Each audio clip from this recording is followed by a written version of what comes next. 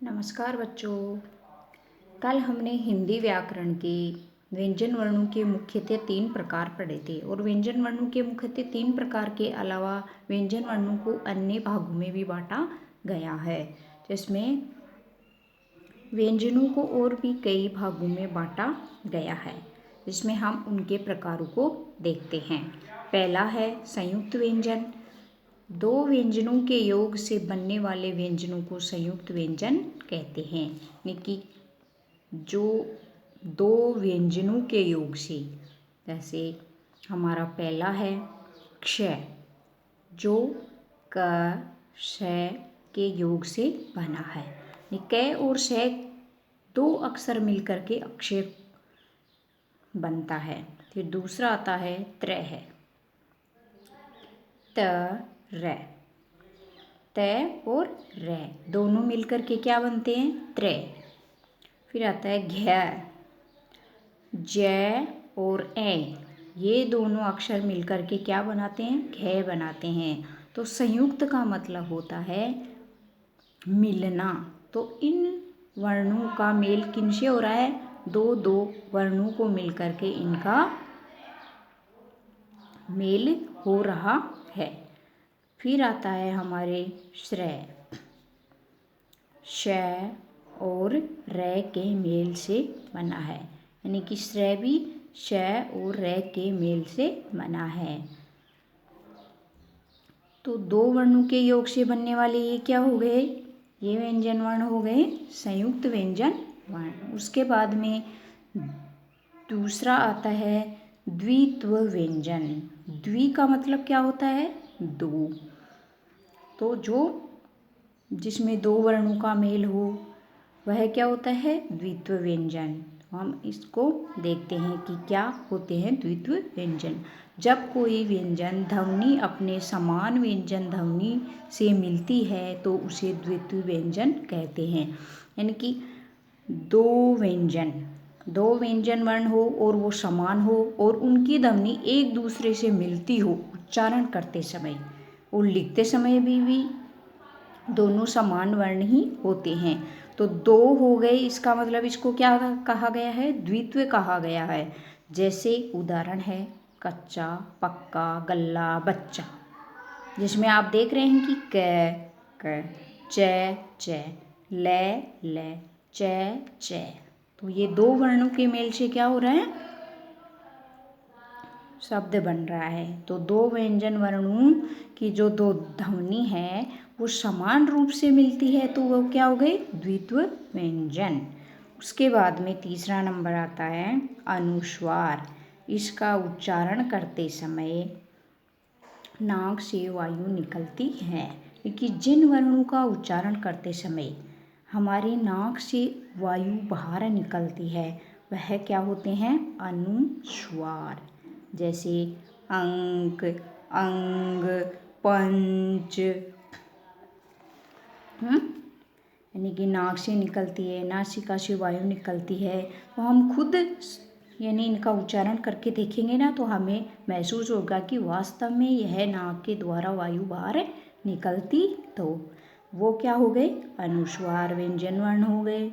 उसके बाद है अनुनासिक। अनुनासिक, नासिक का मतलब क्या होता है? नाक। तो जो नाक व मुंह दोनों से उच्चारण हो, लेकिन जिनका नाक और मुंह दोनों मिलकर के जिन शब्दों का उच्चारण करते हो, जिन व्यंजन वर्णों का उच्चारण होता है वह क्या होता है? अनुनासिक। जैसे गाम, दांत, हंसना, धसना, और इनका जो अनुनासिक का चिन्ह है वो हमें दिखाया गया है, वो इनके ऊपर लगाया जाता है। उसी प्रकार से अनुस्वार का भी लगाया जाता है। उसके बाद में आता है विसर्ग। विसर्ग कौन सा होता है? विसर्ग स्वर के बाद आता है। इसका उच्चारण है की तरह होता है, जैसे प्रातः, अतः, पुनः। यानी एक बात का ध्यान रखना है कि विसर्ग हमेशा स्वर वर्णों के बाद ही लगाया जाता है। यानी कि आधे यानी व्यंजन वर्ण, आधे व्यंजन वर्ण में कभी भी विसर्ग का प्रयोग नहीं होता है। हमेशा स्वरू के बाद ही व्यंजन विसर्ग का प्रयोग होगा। इस बात का हमें हमेशा ध्यान रखना है। प्रातः है की ध्वनि आती है वैसे लिखा नहीं जाता है, लेकिन इसकी ध्वनि है उच्चारण करते समय प्रायः है ही निकलती है। प्रातः, अतः, पुनः। फिर आता है रेफ। रेफ का मतलब रे, जिसमें हमें कोष्टक में इनके चिन्ह भी बताए गए हैं, उनको भी हमें ध्यान में रखना है कि विसर्ग का चिन्ह क्या है, वह कैसे लगता है, रेफ का चिन्ह क्या है, वह कैसे लगता है। तो अब देखो, यह रे का रूप है, जिस वर्ण पर लगता है उस वर्ण से पहले आता है। ये जो रेफ वाला रे है, जो इस चिन्ह के रूप में दर्शाया गया है, वह हमेशा किस रूप में आता है? जिस वर्ण के ऊपर आता है उसका उच्चारण उससे पहले माना जाता है, यानी कि यह आधा होता है और हमेशा वह यह वर्णों के ऊपर लगता है, और उच्चारण के तौर पर यह जिस वर्ण के ऊपर लगता है उस वर्ण से पहले आता है। तो देखो, उदाहरण के तौर पर कर्म, दर्शन, मर्म।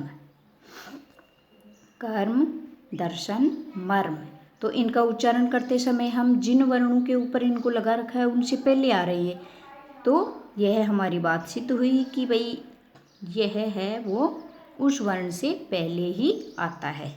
तो ये रेफ का रे हो गया। उसके बाद में अंतिम आता है हलंत। हलंत का मतलब होता है आधा वर्ण। जिस वर्ण के नीचे यदि हम इस हलंत चिन्ह को लगा देते हैं वह आधा वर्ण माना जाता है। और वैसे भी व्यंजन वर्णों में जब स्वर को हटा दिया जाता है तो व्यंजन वर्ण आधे ही होते हैं, क्योंकि व्यंजन वर्णों में हमने पढ़ा था कि स्वरों की सहायता के बिना व्यंजन वर्णों का उच्चारण नहीं होता है। तो यहाँ लिखा गया है कि स्वर रहित यानी स्वर के बिना व्यंजन हलंत से दर्शाए जाते हैं। ये बात हमें हमेशा ध्यान रखनी है, क्योंकि हम जब वर्ण विच्छेद करेंगे ना तो हमेशा ये हमारे काम आते हैं। वर्ण विच्छेद करते समय हम व्यंजन को अलग और उनके स्वरों को अलग कर देते हैं। तो व्यंजन और स्वर को अलग करते समय हम व्यंजनों के नीचे क्या लगाते हैं? हलंत लगाते हैं, हलंत का चिन्ह लगाते हैं। क्यों?